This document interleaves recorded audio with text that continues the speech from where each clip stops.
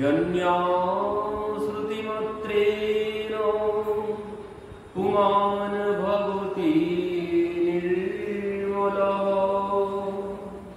তস্য তীর্থপদঃ কিংবা দাসনাম বশীয়তে।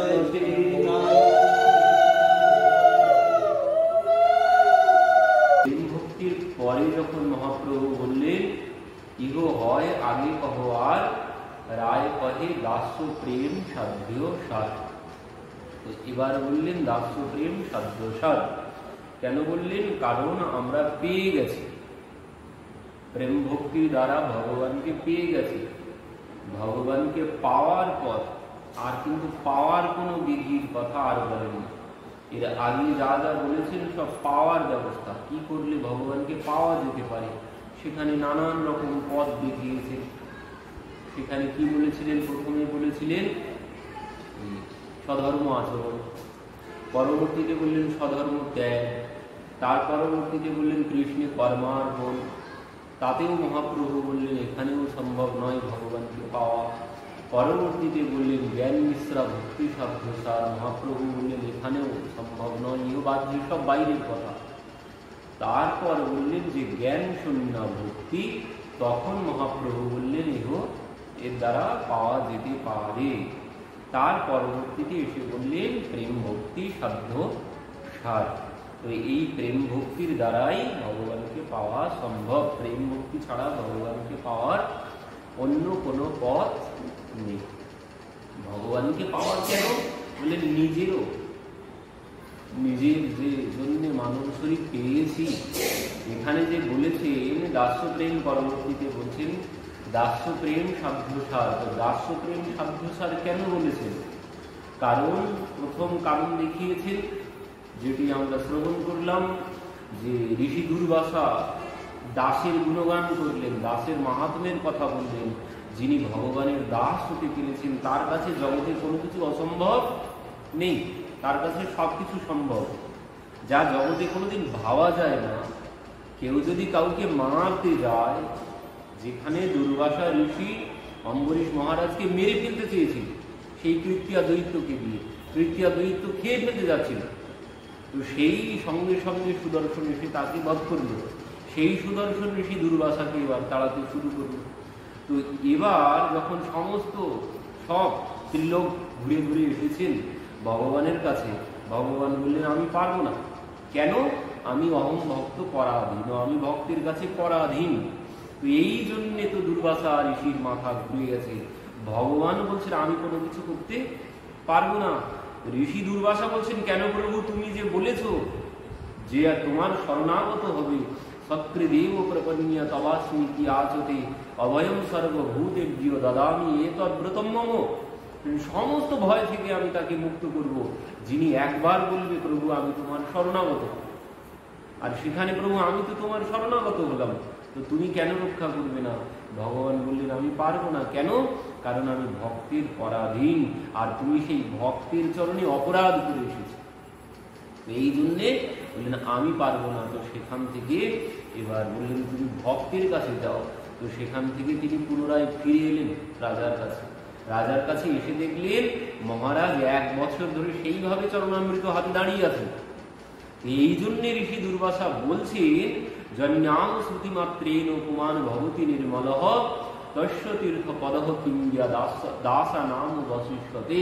বলছেন একজন যিনি ভগবানের ভক্ত বা দাস হয়েছেন তার কাছে কোনো কিছু অসম্ভব নয়। 1 বছর ধরে চরণামৃত হাতে নিয়ে দাঁড়িয়ে আছেন, সম্ভব? 1 বছর ধরে চরণামৃত হাতে দাঁড়িয়ে আছেন। এই জন্য বলছেন একজন ভক্তের কাছে কোনো কিছু অসম্ভব নেই। যিনি ভগবানের দাস হতে পেরেছেন তার কাছে কোনো কিছু অসম্ভব নয়। তো ঋষি এসে রাজার চরণে পড়েছেন, তখন মহারাজ কি বলছেন, প্রভু যদি তুমি আমার সাধনায় সন্তুষ্ট হয়ে থাকো তাহলে তুমি তোমার সুদর্শন সম্বরণ করো। আর এই যেই বলেছেন ঋষি দুর্বাসা পেছন ফিরে কি দেখছেন, সে সুদর্শন আর নেই। তো এই জন্যে ঋষি দুর্বাসা বলছেন যে একমাত্র একজন ভক্তের দ্বারাই সম্ভব। এ একমাত্র ভগবানের ভক্তের কাছেই আশা করা যায়, জগতে কারো কাছে আশা করা যায় না। জগতে কারো কাছে একটা ঢিল মারলে পাটকেল খেতেই হবে, মানেশ্বর মার জগতে। সেখানে মেরে ফেলতে চেয়েছিল আর তিনি তাকে প্রাণদান করলেন। যাকে মেরে ফেলতে চেয়েছিল সেই তাকে প্রাণদান করলো। তো এই জন্য ঋষি দুর্বাসা বলছেন, আজ আমি বুঝলাম যে ভক্তের মাহাত্ম্য কি, একজন ভক্তের মধ্যে কি ক্ষমতা আছে আমি আজ বুঝলাম। এই জন্য ঋষি দুর্বাসা এই কথা বলেছেন যে একজন ভক্তের কাছে কোনো কিছু অসম্ভব নয়, আর তার কাছে সবকিছু পাওয়া হয়ে যায়। যিনি ভগবানের দাস হতে পেরেছেন তার কোনো কিছু পাওয়ারও আর অভাব থাকে না, কারণ ভগবান হচ্ছেন জগতের নাথ। তার সাথে যিনি সম্পর্ক করতে পেরেছেন তার আর কিসের অভাব? ভগবান, তার যেমন কোনো কিছুর অভাব নেই, তিনি সর্বৈশ্বর্য সম্পন্ন। তো তার যিনি দাস হবেন বা ভক্ত হবেন ও তিনিও সর্বৈশ্বর্য সম্পন্ন হয়ে যাবেন। তো এই জন্যে এই দাসের গুণগান করেছেন, এই জন্যে বললেন দাস্য প্রেম সাধ্যসার। আরেকটি কারণে কেন বলছেন? আরেকটি কারণে এই জন্যে বলছেন যে জীবের স্বরূপ হয় নিত্য কৃষ্ণ দাস। জীবের স্বরূপই তো নিত্য কৃষ্ণ দাস, সে ভগবানের দাস। কি বলছেন? এক কৃষ্ণ সর্বসেব্য জগতেশ্বর, এক কৃষ্ণ সর্বসেব্য জগত ঈশ্বর, আর যত সব তার সেবক অনুচর। একজন কৃষ্ণ তিনি হচ্ছেন জগতের সেব্য, তিনি জগতের ঈশ্বর, আর যা কিছু যত কিছু আছে সবাই তার সেবক আর অনুচর ছাড়া আর অন্য কোনো কিছু নেই। একজন ভগবান শ্রীকৃষ্ণ, তিনি হচ্ছেন সর্বসেব্য, তিনি সর্বসেব্য, আর কেউ নেই। তো এই জন্যে বলছেন আমি, আমারও স্বরূপ হয়, জীবের স্বরূপ হয় নিত্য কৃষ্ণ দাস, তো আমিও তার দাস, তো আমারও কর্তব্য প্রভুর সেবা করা। এই দুই কারণে বলেছেন দাস্য প্রেম সাধ্য সার। কিন্তু বলছেন হনুমানজি এই দাস্য প্রেমে সবার আগে হনুমানজির কথাই মনে পড়ে। তিনি যেভাবে প্রভুকে তার সেবার দ্বারা তিনি বেঁধে ফেলেছেন। কেউ যদি কোনো দাস, বাড়ির কাজের লোক সে যদি কি হয় বললেন, সেই বাড়ির কাজের লোক যদি বেতন না নেয়, মালিকের কাছ থেকে যদি বেতন না গ্রহণ করে, তাহলে কি হয়? কিছুদিন পরে আস্তে আস্তে সে ওই বাড়ির সদস্য হয়ে বসে। তো হনুমানজিও ঠিক অমন সেবক, অমন প্রভুর সেবক। তো হনুমানজি প্রভুকে সম্পূর্ণরূপে কিনে নিয়েছেন, প্রভু বিক্রি হয়ে গেছেন হনুমানজির কাছে, হনুমানজির সেবার কাছে। কি করেছেন? যে হনুমানজি, একটা তত্ত্ব দেখুন কি সুন্দর, আমরা সবাই জানি হনুমানজি যখন সেই ঔষধি যখন আনতে গেছেন, তো তিনি পর্বত শুদ্ধ উঠিয়ে নিয়ে চলে এসেছেন। আমরা কি জানি? আমরা জানি হনুমানজি ও বিশল্যকরণে মৃত সঞ্জীবনী চিনতে পারবেন, তাই পর্বত শুদ্ধ তুলে এনেছেন। সেই হনুমানজিকে কি বলা হয়েছে? জ্ঞানী নাম অগ্রগণ্য সকল গুণ নিধাম।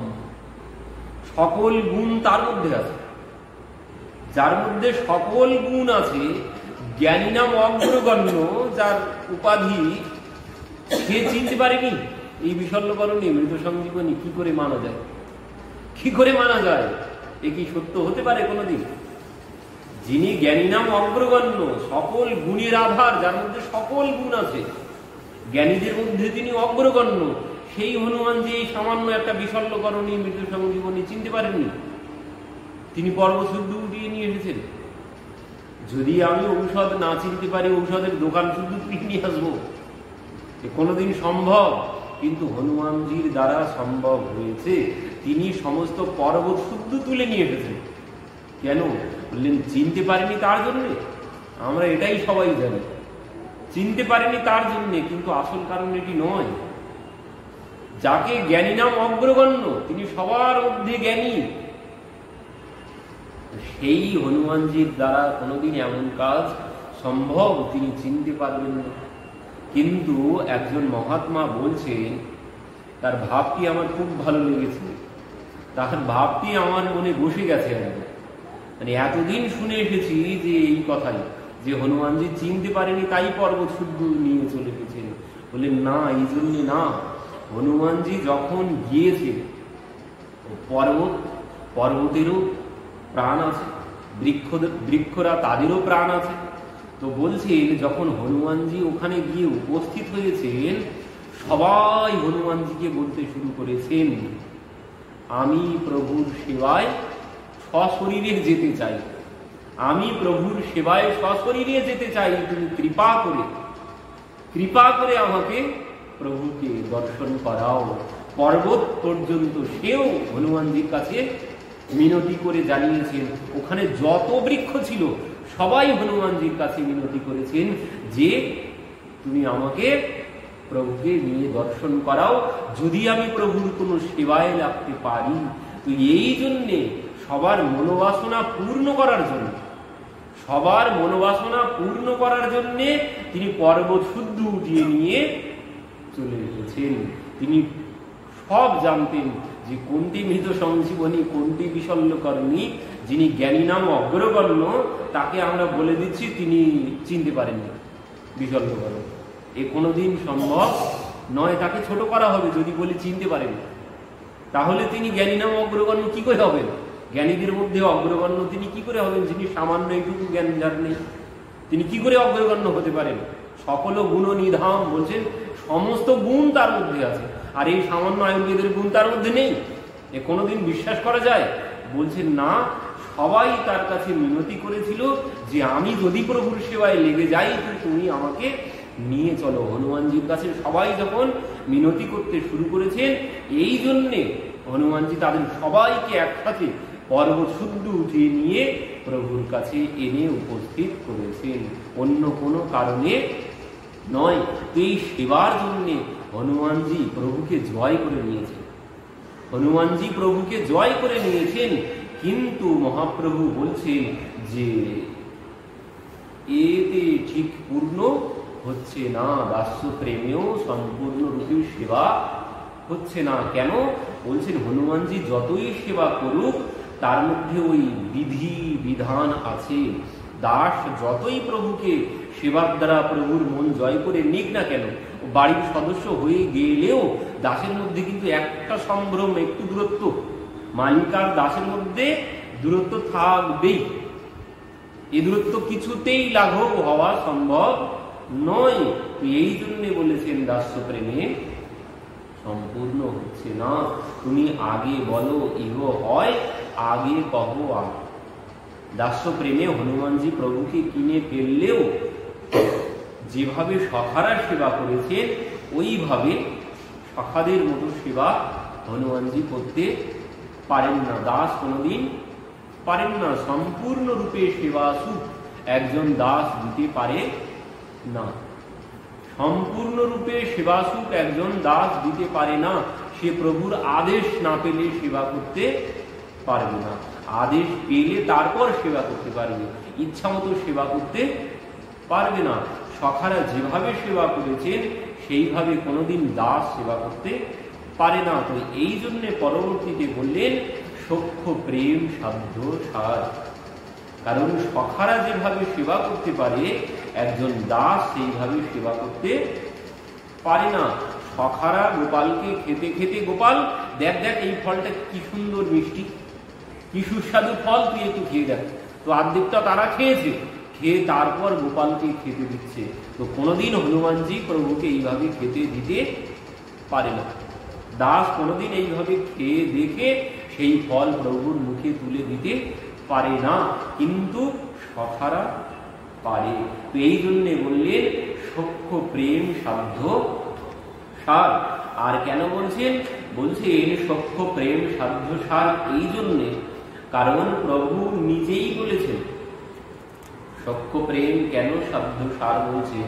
বলছেন ভগবান নিজেই বলেছেন যে সখারা ওই যেখানে আপনাকে বড় মানে আমাকে সমহীন, সর্বভাবে হই আমি তাহার অধীন।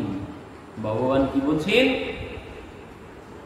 আপনাকে বড় মানে আমাকে সমহীন সর্বৈব ভাবে ওই আমি তাহার অধীন। বলছেন আপনাকে মানে নিজেকে বড় ভাবে, নিজেকে বড় ভাবে, আর আমাকে হয় তার সমান ভাববে, না হলে তার থেকেও ছোট ভাববে আমাকে। তার কাছে আমি তার অধীন হয়ে থাকি। যে আমাকে নিজের থেকে ছোট ভাবে আমি তার অধীন হয়ে যাই। তো ভগবান এই কথা বলেছেন। এই জন্য রামানন্দ আচার্যজি বলছেন যে সখ্য প্রেম সাধ্য। আরেকটি কারণ প্রমাণ কি দেখাচ্ছেন? আরেকটি কারণ প্রমাণ দেখাচ্ছেন, ইত্যং শতম ব্রহ্ম সুখানুভৃত্য দাস্যং গতানং পরদৈবতেন মায়াশ্রিতানং নরদারকেন সার্ধম বিজহ্রুঃ কৃতপুণ্যপুঞ্জঃ। ইত্যং শতম ব্রহ্ম সুখানুভৃত্য দাস্যং গতানং পরদৈবতেন মায়াশ্রিতানং নরদারকেন সাধ্যম বিজহ্রুঃ কৃতপুণ্যপুঞ্জঃ। কি বলছেন? ভাগবতের এই শ্লোকটি দেখিয়েছেন, যখন সখাদের সাথে বন বিহার করতেন তখন সখারা যেভাবে ভগবানের সাথে খেলা করতেন, কিভাবে খেলা করতেন তার বর্ণনা ভাগবতে অনেক বড় করে দিয়েছেন সুখদেবজি। কি বলছেন? ফল প্রবাস্তব কৌসুমন পিচ্ছধাতুভিঃ কাচ গুঞ্জামণি স্বর্ণ ভূষিতায়ভূষয়ন। কি বলছেন? যদিও গোপ বালকগণ বাড়ির থেকে তার মায়েরা তাদেরকে সুসাজে সুসজ্জিত করে নানা অলঙ্কারে সুসজ্জিত করে পাঠিয়ে দিত, মায়েরা তাদের পুত্রদেরকে সুন্দর করে নানা অলঙ্কারে সাজিয়ে রেখেছে, বনে যাওয়ার সময়ও তাদেরকে সুসাজে সজ্জিত করে পাঠাতো। বলছেন তবুও সেই গোপ বালকরা বনের মধ্যে এসে কি করত? বলছেন বনের মধ্যে এসে ওই নানান রকম পত্র, পুষ্প, ময়ূরের পেখম নিয়ে নিজেদেরকে আবার করে সাজাতো এবং গোপালকেও তারা সাজাতো।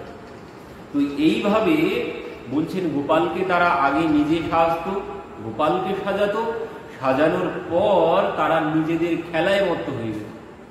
বনের মধ্যে এসে তারা নিজেদের খেলায় মত্ত হয়ে যেত। কি খেলা করত? বলছেন তারা সেখানে নানান রকমের খেলা করত। বনের মধ্যে প্রথমে এসেই তারা ওই কি করত, কেউ পাখি উড়ে যেত, বনের মধ্যে পাখি উড়ে যেত, সেই পাখির ছায়া নিচে পড়তো, তো সেই ছায়া ধরে ধরে ছুটতে শুরু করত। সখাদের খেলা, ছায়া ধরে ধরে ছুটতে শুরু করত। কেউ বলছেন হংসের মতো চলতে শুরু করত, কেউ ময়ূরের সাথে নাচতে শুরু করত, কেউ নদী নালার মধ্যে মাতামাতি শুরু করত, আবার কেউ এডাল থেকে ওডালে লাফিয়ে লাফিয়ে চলতে শুরু করত নানান রকমের। আবার কেউ ওই বাঁদরগুলো গাছের উপরে বসে বসে কি করে, তারা যেভাবে ওই দাঁত বার করে সখারাও ওই বাঁদরদের সাথে মুখ ভ্যাংচাতে শুরু করত। তো এইভাবে যে যার মতো, কেউ কোকিলের ডাক নকল করত, তো এইভাবে কেউ আবার বাঁশি বাজাতো, কেউ শিঙা বাজাতো। তো যে যার মতো খেলায় মত হয়ে যেত। আর এই খেলা করতে করতে কি হতো, গোপাল কানাই ওদিকে তার মতো বনের শোভা দেখতে দেখতে দেখতে দেখতে সেও অনেক দূরে চলে যেত।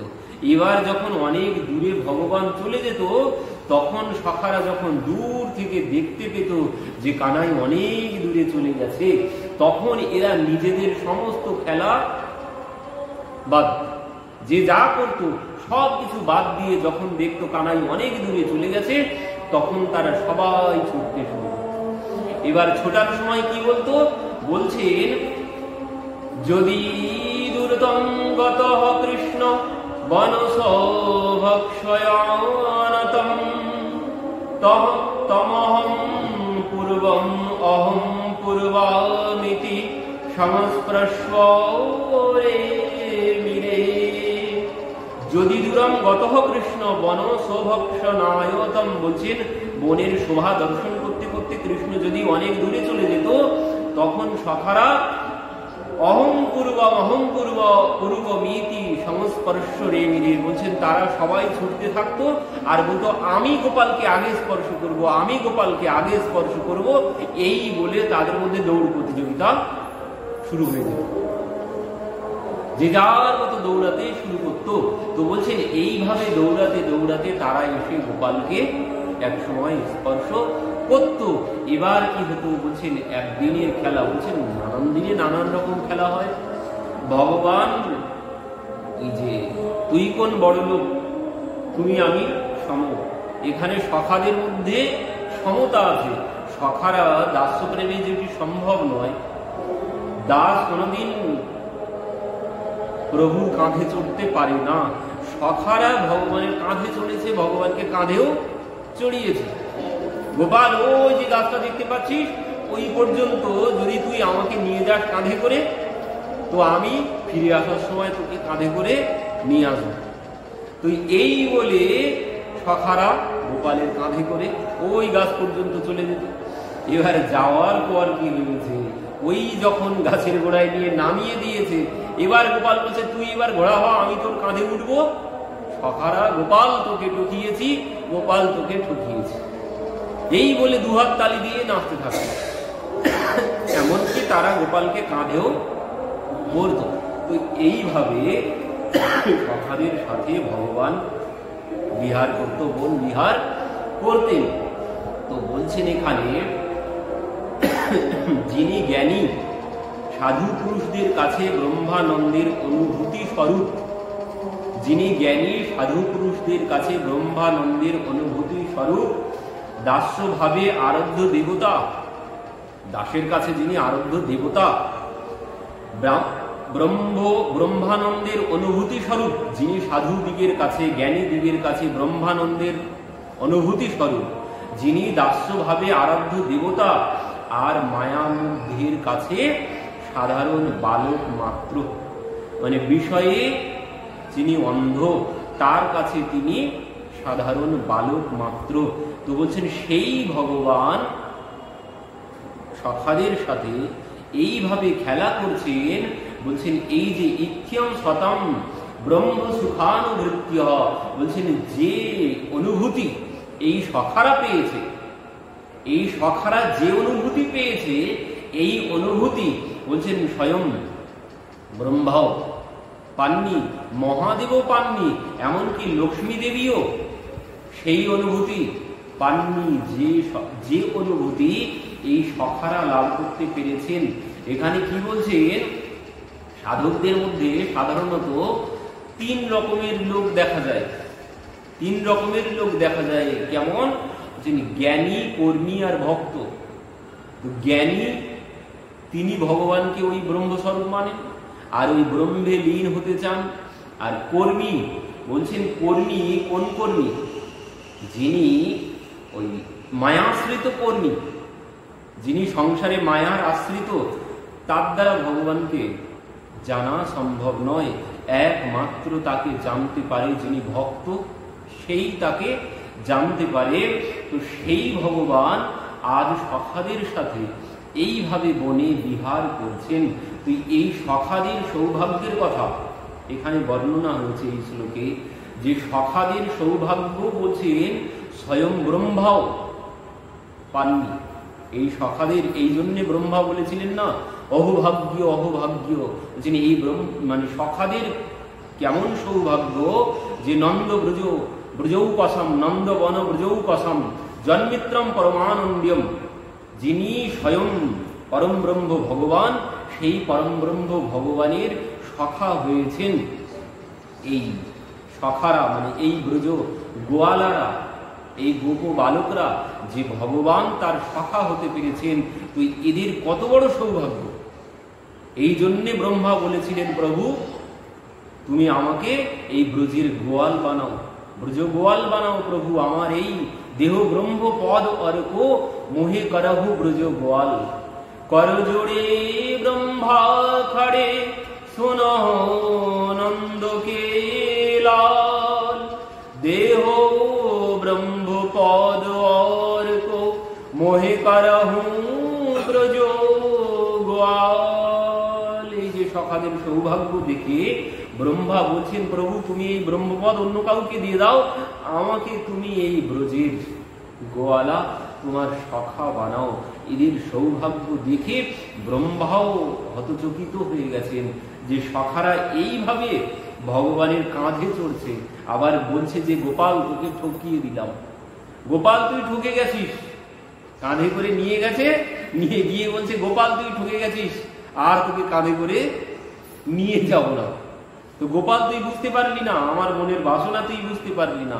কিন্তু ভগবান এই সখাদের মধ্যে এই যে রস, এই সখ্য প্রেম, এই সখ্য প্রেমকেই সাধ্য সার বলছেন রামানন্দ আচার্যজি মহাপ্রভু। একে বলছেন ইহ উত্তম।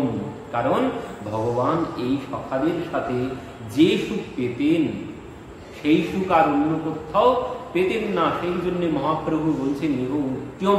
কারণ এই সখ্য প্রেম যাতে বজায় থাকে, ভগবান কত রকমের নাটক করেছেন দেখুন। সখ্য প্রেম বজায় রাখার জন্য যখন সেই গোবর্ধন ধারণ করেছেন, গোবর্ধন যখন ধারণ করেছেন তখন সখারা বলছেন লালা আমাদের গায়ে যে এত শক্তি হয়েছে আমরা তো আগে বুঝতে পারিনি। কারণ আমরা এত বড় গোবর্ধনকে উঠিয়ে তুললাম, উঠিয়ে ধরে ফেললাম, আমরা সবাই মিলে তুলে ফেললাম। তখন গোপাল কি বলছেন, হ্যাঁ এই জন্য তো ঘরে ঘরে মাখন চুরি করে খাইয়েছি তোদের, এমনি এমনি সব ঘরে ঘরে গিয়ে মাখন চুরি করে খাইয়েছি তোদেরকে, যে আজকের এই দিনের জন্যে। তখন সখারা বলছে, হ্যাঁ গোপাল আজ বুঝতে পারছি আমাদের গায়ে যে এত জোর হয়েছে মাখন খেয়ে, আমরা তো আগে বুঝতে পারিনি। এবার কি হলো, একে একে 6 দিন কেটে গেছে। 6 দিন পর সখারা বলছে যে লালা আমরা তো কখনো এই কাঁধ দিচ্ছি, এই কাঁধ যখন ব্যথা হয়ে যাচ্ছে তখন এই কাঁধ দিচ্ছি, কখনো লাঠি দিয়ে ধরছি, তো তুই একভাবে ওই কনিষ্ঠাঙ্গুলি দিয়ে বাম হাত দিয়ে ধরে রেখেছিস, তোর এত পরিশ্রম করার প্রয়োজন নেই, তুই একটু বিশ্রাম নিয়ে নে, তুই একটু জিয়ে নে, হাতটা একটু নিচু কর। আমাদের যখন কাঁধটা ব্যথা হয়ে যাচ্ছে আমরা এই কাঁধ করিয়ে এই কাঁধ দিচ্ছি, তো তুই কেন একভাবে এইভাবে ধরে রেখেছিস? তখন ভগবান বলছেন, তোরা সবাই ধরে রাখতে পারবি তো? পারবো না মানে তুই কি মনে করছিস তুই ওই যে একটা আঙুল দিয়ে ধরে রেখেছিস সব তুই ধরে রেখেছিস? তুই নিচে নামিয়ে নে, তোর হাতটা নামিয়ে নে, তুই একটু বিশ্রাম নিয়ে নে। তুই কি ভেবেছিস এতদিন তুই একা ধরে রেখেছিস, আমরা কোনো কিছু না? ভালো বলছেন, ঠিক আছে তাহলে তোরা ধর, আমি কিন্তু হাতটা একটুখানি বিশ্রাম নিয়ে নি, হাতটা নিচু করে নিচ্ছি। এবার যেই বলে সামান্য একটুখানি নিচু করেছেন, সঙ্গে সঙ্গে লাঠি সোটা চারিদিকে, ওই গোপরা সব লাঠি সোটা দিয়েছিল না, সব চটপট মটমট করে চারিদিকে ভাঙতে শুরু করেছে। ওরে গোপাল ধর ধর ধর, আত্মু হলে আমার কাঁধটাই তো যেত, গোপাল তাড়াতাড়ি ধর তুই। তখন ভগবান সঙ্গে সঙ্গে আবার পুনরায় অঙ্গুলি উঁচু করেছেন। সঙ্গে সঙ্গে এবার কি হয়েছে, সমস্ত সখারা নিজেদের মধ্যে কথা বলতে শুরু করেছেন। আর কোনো শব্দ নেই তার মধ্যে, হই হুল্লোড় হচ্ছে না, সবাই শান্ত হয়ে গেছে। সখারা বলছেন, ওরে আমাদের কানাই তো ভগবান, আমাদের কানাই ভগবান, না হলে এইভাবে আমরা তো ভেবেছিলাম আমরা সবাই ধরে রেখেছি। তখন বলছেন এই আমাদের কানাই ভগবান। তখন বলছেন এই তাই কি করে হয়, তাহলে তোরা সবাই কই কাঁধ নামিয়ে নে তো দেখি। তো এবার সবাই বসে পড়েছেন, সেখানে সবাই বসে পড়েছেন, একমাত্র এবার কনিষ্ঠ আঙুলি দিয়ে ভগবান দাঁড়িয়ে আছেন। তখন সখারা ওই আঙুলের দিকে তাকিয়ে আছে আর বলছেন যে কানাই আমাদের ভগবান। আর কোনো কথা বলছেন না। এবার বলছেন কানাই যদি ভগবান হয়, আমরা তার কাঁধে চড়েছি, আমরা মেঠো ফল খেতে দিয়েছি, তাহলে তো আমাদের অপরাধ হয়েছে। এই চল চল চল চল কানাইয়ের কাছে ক্ষমা চেয়ে নি। এবার তারা সবাই মিলে গিয়ে করজোড়ে দণ্ডবত হয়ে পড়ে বলছে, কানাই তুই যে ভগবান আমাদের তো আগে জানা ছিল না, তো আমরা যা অপরাধ করেছি সব তুই ক্ষমা করে দে। ভগবান কি বলছে, কে বলেছে আমি ভগবান, তোদের কে বলেছে? কেন তুই যে এই কনিষ্ঠ অঙ্গুলি দিয়ে এত বড় পর্বত ধরে রেখেছিস, আমরা ভেবেছিলাম আমরাই বোধহয় সবাই মিলে ধরে রেখেছি, এখন দেখতে পাচ্ছি আমাদের তো কোনো মূল্য নেই, সব তুই ধরে রেখেছিস, তাতে কি হয়েছে? এতে কি আমি ভগবান হয়ে গেলাম নাকি? ভগবান চিন্তা করছেন এখন যদি এরা আমাকে ভগবান ভেবে নেয় তাহলে কেউ আর খেলা করবে না, সব চরণে এসে পড়েছে, কেউ আর আমার কাঁধে চড়বে না, আর কেউ আমাকে তাদের কাঁধেও চড়াবে না। তো এই জন্যে ভগবান দেখলেন এদের কাছে তো ভগবান হয়ে লাভ নেই, কারণ এই সখ্য প্রেমের যে রস, এই রস আর আস্বাদন হবে না। সঙ্গে সঙ্গে ভগবান নিজেকে লুকিয়ে নিলেন তাদের কাছ থেকে, নানান রকম ছলা ফলা করে বলছেন, জানিস ছোটবেলায় আমাদের বাড়িতে একজন ওই জ্যোতিষী এসেছিল, তো সেই জ্যোতিষী আমাকে একটা মন্ত্র শিখিয়ে দিয়ে গিয়েছে। কি মন্ত্র? বললেন তাতে কি হবে? তাতে কি হবে শোন। বলছেন আমি যার দিকে তাকাবো তার সমস্ত শক্তি, আমি যার দিকে তাকাবো আর সে যদি আমার দিকে তাকায় তো তার সমস্ত শক্তি আমার মধ্যে 10 গুণ হয়ে চলে আসবে। এই কথা যেই বলেছে শ্রীরাম, সুবল, সুদাম সব উঠে দাঁড়িয়েছে। ওরে আমরা ভেবেছিলাম কানাই ভগবান, এই জন্য এখন বুঝতে পারছি এই 5-6 দিন ধরে শরীরটা দুর্বল দুর্বল লাগছে। ওরে কানাই তুই মাখন চুরি করতিস আমরা জানতাম, এখন দেখতে পাচ্ছি তুই শক্তিও চুরি করতে জানিস, এই জন্য আমাদের শরীরটা কয়েকদিন ধরে দুর্বল লাগছে। ওরে আমাদের গোপাল কোনো ভগবান টগবান কোনো কিছু না, এক্ষুনি আমরা গোপালকে ভগবান ভাবছিলাম, ওরে ভগবান টগবান কোনো কিছু না, ভগবান ভাবলেন যাক, তাহলে সবার উপরে পর্দা পড়েছে। তো ভগবান এইভাবে সখ্য প্রেম বাঁচিয়ে রাখার জন্য কত রকমের ছলাকলা করেছেন। তুই এই জন্য বলছেন সখ্য প্রেম সাধ্য সার। রামানন্দ আচার্যজি বলছেন সখ্য প্রেমী সাধ্য সার, কিন্তু সখ্য প্রেম সম্পূর্ণরূপে সেবা সুখ সম্ভব নয়। যদিও সখারা নানান রকম ভাবে ভগবানকে সুখ দিয়েছেন, তবুও বলছেন সখ্য প্রেমের দ্বারাও সম্পূর্ণরূপে সেবা সুখ দেওয়া সম্ভব নয়। প্রভু কহে ইহ উত্তম আগে কহ আর, রায় কহে বাৎসল্য প্রেম সর্বসাধ্য সার। এবার বাৎসল্য প্রেম মানে সেবা সুখ দেওয়াটাই হচ্ছে, তো এই হচ্ছে সেবার ধাপ। প্রথমে দাসের সেবা, তারপর সখাদের সেবা, তারপর বললেন বাৎসল্য প্রেম পিতামাতার সেবা।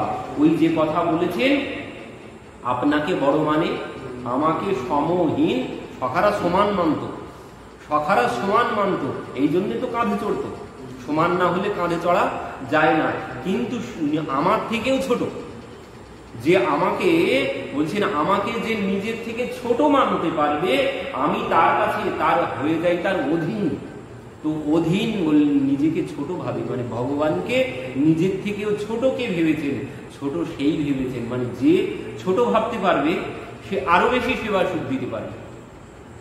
যে দাস ভাববে তার থেকে সখা আরো বেশি সেবা সুখ দিতে পারবে, তার থেকেও মানে সমান ভাবলে তো সুখ দেওয়াই যাবে। তারপর বলছেন তার থেকে যদি আরো ছোট ভাবতে পারি আরো বেশি সেবা সুখ দেওয়া যেতে পারে। তো এই জন্য বলছেন যে বাৎসল্য প্রেম সাধ্য সার, পিতামাতার সেবাই সাধ্য সার। কারণ পিতামাতা যেভাবে সেবা করেছে নিজের অঙ্গ দিয়ে সেবা সখারা করতে পারে না, সখাদের দ্বারা সম্ভব নয়, সখারা এইভাবে সেবা করতে পারবে না। তো এই জন্য বললেন বাৎসল্য প্রেম সাধ্য সার। তো সেবা দেওয়াটাই গোপীদের মান আমরা শ্রবণ করেছি রাসের সময়, রাসে দেখেছি গোপীদেরও মান হয়েছে আর প্রিয়াজিরও মান হয়েছে। তো গোপীদের মান কেন হতো আর প্রিয়াজির মান কেন হতো সম্পূর্ণ কিন্তু আলাদা। দুয়ারিকার মহিষীদের মধ্যে মান কেন হতো সেও আলাদা, কারণ ঈর্ষা মান আছে আর প্রণয় মান। ঈর্ষা মান মানে হিংসে করে মান, ও পেয়ে গেল আমি পেলাম না, এই হিংসা হয়। ও আমার থেকে উপরে উঠে গেল, আমার থেকে বেশি নাম্বার পেয়ে গেল, তো এখানে হিংসা হয়। তো এমনও কেউ আছে যাদের মধ্যে হিংসা হয়, গোপীদের মধ্যে এমনও আছে তাদের মধ্যে হিংসে হয়। এই জন্য তারা মান করে, প্রভু চন্দ্রাবলীর কুঞ্জে গেল আমার কাছে এলো না, তো এই জন্যে এদের মধ্যে কি হয়, অভিমান যেটি সেটি হচ্ছে ঈর্ষা। ওর কাছে গেল, আমার কাছে এলো না। কিন্তু প্রিয়াজির মান কি জন্য হয়? এই ঈর্ষা করে হয়। ঈর্ষার দ্বারা প্রিয়াজির মান হয় না। যে অন্যের কাছে গেছে, চন্দ্রাবলীর কাছে গেছে, আমার কাছে আসেনি, এই জন্যে মান হতো, এই জন্যে কিন্তু মান হতো না। প্রিয়াজির মান কিন্তু এই জন্যে হতো না। এদের মান, গোপীদের মান ও দ্বারিকার মহিষীদের মান সবার এক এক কারণে মান হতো, কিন্তু প্রিয়াজির একটাই কারণে মান হতো। প্রিয়াজি মান করতো একটাই কারণে, অন্য কোনো কারণ নয়। অন্যের কাছে গিয়েছে তাতে কোনো দুঃখ নেই, চন্দ্রাবলীর কুঞ্জে গিয়েছে তাতে কোনো দুঃখ নেই, কিন্তু দুঃখ পেতেন কিসের জন্যে? তিনি অভিমান করতেন কিসের জন্যে? প্রিয়াজির অভিমান হতো এই জন্যে। ওই প্রিয়াজি ভাবতো আমি ছাড়া, ওই যে মানে এই আলোচনা সবার শেষ আলোচনা, কান্তা প্রেম সর্বসাধ্য সার। তারপরেও বললেন মহাপ্রভু এর আগেও যদি কিছু থাকে তখন বলো। তারপর বললেন রাধা প্রেম একমাত্র, সবশেষে রাধা প্রেম, এর উপরে আর কোনো কিছুই নেই। তো এই রাধা প্রেম সবার উপরে কেন? কারণ এই একটাই কারণে। রাধারানী বলছেন যে চন্দ্রাবলীর কুঞ্জে গিয়েছে ঠিক আছে, চন্দ্রাবলী তো সেবা সুখ দিতে পারবে না। চন্দ্রাবলী কিছুতেই রাধারানী ছাড়া ভগবানকে কারো সম্পূর্ণরূপে সুখী করার সাধ্য নেই। তো একমাত্র প্রিয়াজি যেভাবে সেবা করেন, প্রিয়াজি ভাবেন প্রভু তো গিয়েছে চন্দ্রাবলীর কাছে, কিন্তু চন্দ্রাবলী তো সেবা করতে জানে না। চন্দ্রাবলী সেবা করতে জানে না, হয়তো সে কত কষ্ট পাচ্ছে। চন্দ্রাবলী সম্পূর্ণরূপে সেবা করতে জানে না, সে কত কষ্ট পাচ্ছে এই ভেবে মান করত। এই ভেবে প্রিয় কত কষ্ট পাচ্ছে এই ভেবে মান করত যে সে আমার মতো সেবা সুখ দিতে পারবে না। তো সেবা সুখ দেওয়াটাই হচ্ছে মেন বিষয়, প্রধান বিষয়। তো এই জন্য ধাপে ধাপে এগিয়ে যাচ্ছেন। তো বলছেন যেভাবে মায়েরা সেবা করেছেন, পিতামাতা যেভাবে সেবা করেছেন, সখারা ওইভাবে সেবা করতে পারে না সম্পূর্ণরূপে। শরীর দিয়ে মা যখন দুগ্ধ স্তনামৃত পান করান, এমন সেবা কে করবে? এমন সেবা কে করবে? সখাদের দ্বারা সম্ভব নয়। তো এই জন্যে বলেছেন বাৎসল্য প্রেম সাধ্য সার। কিন্তু মহাপ্রভুর মধ্যে আরো একটি ইচ্ছা আছে। কেন তিনি বলেছেন ইহ উত্তম আগে কহ? আর আসল কারণটি কি? আসল কারণটি সেবা তো কথা আছেই, কিন্তু আসলে মহাপ্রভু আরেকটি সংবাদ আমাদেরকে দিতে চাইছেন। রামানন্দ আচার্যজির মুখ থেকে আমাদের কাছে একটি সংবাদ তিনি দিতে চাইছেন। এটাই কি বলতে চাইছেন? আসল যে মেসেজ এখানে, সংবাদটি এখানে দিতে চেয়েছেন, সেটি হচ্ছে এই যে বাৎসল্য প্রেমে আর কিন্তু এই আনুগত্য নেই। পিতামাতার সেবায় এখানে কিন্তু আর কোনো আনুগত্য নেই। আনুগত্য কিন্তু আর থাকছে না। বাৎসল্য প্রেমে পিতামাতার সেবায় গিয়ে কোনো আনুগত্যের আর অপেক্ষা রাখছে না। বলছেন স্বতন্ত্রময়ী সেবাতেই সেবার বিকাশ লাভ করে। স্বতন্ত্র মানে নিজের ইচ্ছা মতো যদি সেবা না করতে পারি, তাহলে সেবা সম্পূর্ণরূপে হবে কি করে? আমি যদি কারোর আদেশ মতো সেবা করতে যাই, সম্পূর্ণরূপে সেবা করা যাবে না। তো এই জন্য বলছেন স্বতন্ত্রময়ী সেবাতেই সেবার বিকাশ লাভ করে। সম্পূর্ণরূপে সেবা করা যায় স্বতন্ত্র সেবাতে। তো বলছেন স্বতন্ত্রময়ী সেবা একমাত্র নিত্য সিদ্ধ পরিকর ব্যতীত কারো দ্বারা সম্ভব নয়। বললেন স্বতন্ত্রময়ী সেবাতেই সেবার বিকাশ লাভ করে বটে, তাই বলে আমাদের দ্বারা স্বতন্ত্রময়ী সেবা সম্ভব হচ্ছে না। পিতামাতা স্বতন্ত্র সেবা করতে পারেন, নন্দ মহারাজ, মা যশোদা, তাদের আবার কার আনুগত্যের প্রয়োজন? এখানে কোনো আনুগত্য নেই। কিন্তু বলছেন এবার আমি যদি বাৎসল্য প্রেমে ভগবানের সেবা করি, গোপালকে বসাই, তো আমি এবার কি করব? আমি কি ওই মায়ের মতো, পিতার মতো সেবা করবো নাকি স্বতন্ত্রময়ী সেবা? না, কোনোদিন সম্ভব নয়। আমি যতই বাৎসল্য ভাবে ভগবানের গোপালের সেবা করি না কেন, বলছেন পিতামাতার মতো বাৎসল্য প্রেমের সেবা করলেও পিতামাতা স্বতন্ত্রময়ী সেবা করেছেন, কিন্তু আমরা কিছুতেই পারবো না। এই যে কথা আগে বললেন সখ্য প্রেমে, যে আপনাকে বড় মানে আমাকে সমহীন, সর্বৈব হই আমি, মানে সর্বৈব ভাবে হই আমি তাহার অধীন, আমি তার অধীন হয়ে যাই, ভুললে চলবে না। এ কাদের ক্ষেত্রে বলেছেন? আমাকে সমান ভাবে বা আমাকে নিজের থেকেও ছোট ভাবে, আমার থেকে নিজে মানে নিজেকে নিজের থেকেও আমাকে ছোট ভাবে আমি তার অধীন হয়ে যাই। সে কারা? আমি ভগবানকে আমার থেকে ছোট ভাববো নাকি? আমি কোনোদিন ভগবানকে আমার থেকে ছোট ভাবতে পারবো না। এ একমাত্র নিত্য পরিকর যারা, তাদের দ্বারা সম্ভব, তারা ছাড়া আর কারো কাছে এটি সম্ভব নয়। এই যে সখাদের সৌভাগ্যের গুণগান করেছেন এখানে, তো সখাদের সৌভাগ্যের গুণগান ব্যাসদেবজি যে করেছেন, বলছেন এই সখারা তো আর কেউ নয়, এই সখারা ভগবানের সব নিত্য পরিকর, নিত্য পরিকর। এই জন্যে তাদের দ্বারা সম্ভব গোপালের কাঁধে চড়া। তারা গোপালকে ছোট ভাবতে পারে, তারা গোপালকে নিজের এঁঠো ফলটাও গোপালকে দিতে পারে, কিন্তু আমাদের দ্বারা কিছুতেই সম্ভব নয়। তো পরবর্তীতে বলছেন যে বাৎসল্য প্রেম সর্বসাধ্য সার।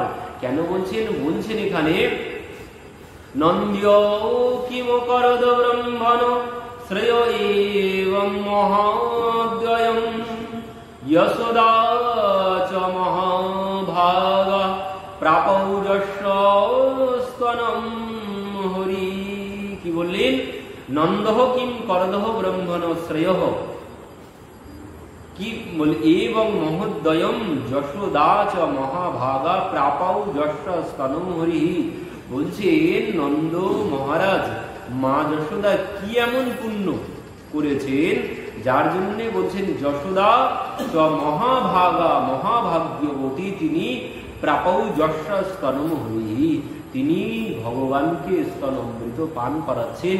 কি এমন পুণ্য করেছেন মা, কি এমন পুণ্য করেছেন যে মা এইভাবে ভগবানের সেবা করছেন? এই কথা বলছেন কে? বলছেন পরীক্ষিত মহারাজ, যে মা যশোদা নন্দ মহারাজ কি এমন পুণ্য করেছেন যে মা এইভাবে ভগবানের সেবা করছেন, নন্দ মহারাজ এইভাবে সেবার সুখ পেয়েছেন।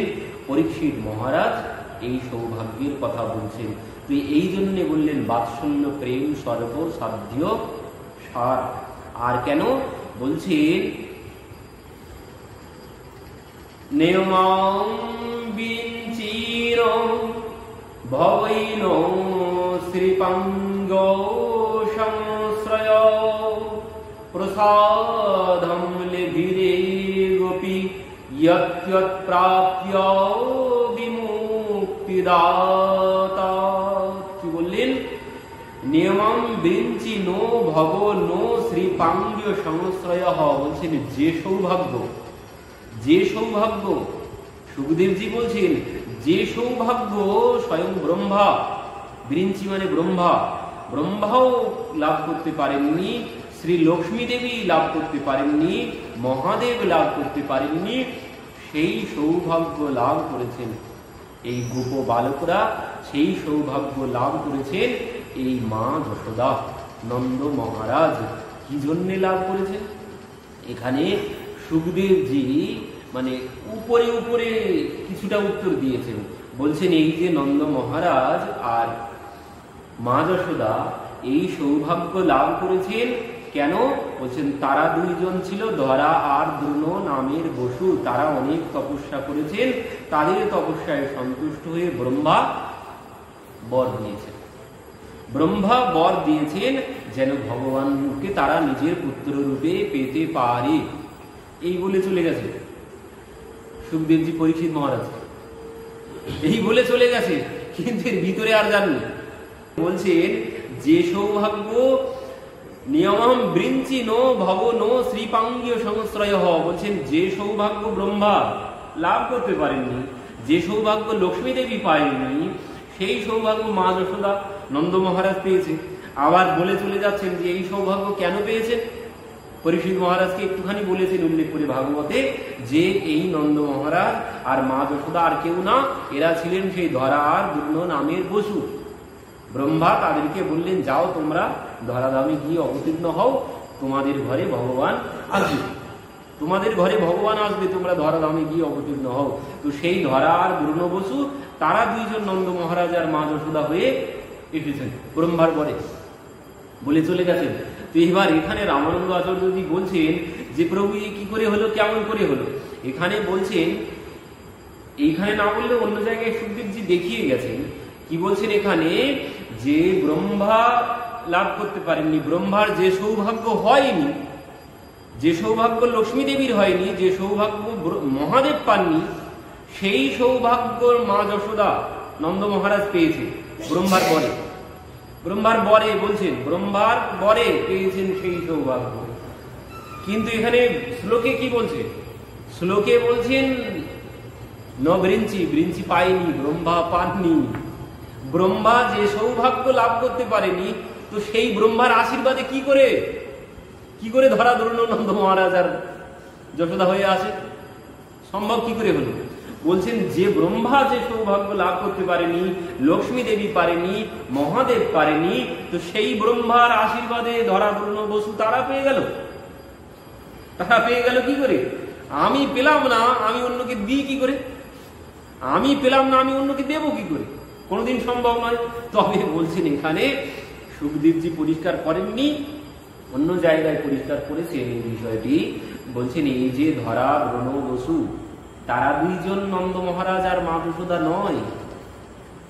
ধরা দ্রোণ বসু তারা মা যশোদা নন্দ মহারাজ নয়। এই মা যশোদা নন্দ মহারাজ এনারা দুইজন কিন্তু নিত্য পরিকর, এনারা দুইজন নিত্য পরিকর। বলছেন এই ধরা আর দ্রোণ বসু তারা দুইজন এনাদের মধ্যে প্রবেশ করেছে। এই হচ্ছে সিদ্ধান্ত দেখিয়েছেন এখানে। বলছেন মা যশোদা নন্দ মহারাজ তারা নিত্য পরিকর, এই ধরা দ্রোণ বসু তারা তপস্যা করেছেন, তাদের তপস্যায় ব্রহ্মা বর দিয়েছেন যে তোমরা ভক্তি লাভ করবে, ভক্তি লাভের বর দিয়েছে। তো এই বর নিয়ে তারা দুইজন নন্দ মহারাজের মধ্যে আর মা যশোদার মধ্যে প্রবেশ করেছিলেন। এই হচ্ছে সিদ্ধান্ত। না হলে ব্রহ্মার বরে কোনোদিন কেউ নন্দ মহারাজ আর মা যশোদা হতে পারে? যে ব্রহ্মা নিজে পাচ্ছেন না, গুণগান করছেন, পাওয়ার আশা করছেন, তার আশীর্বাদে কেউ কোনোদিন ভগবানকে পুত্ররূপে পেতে পারে?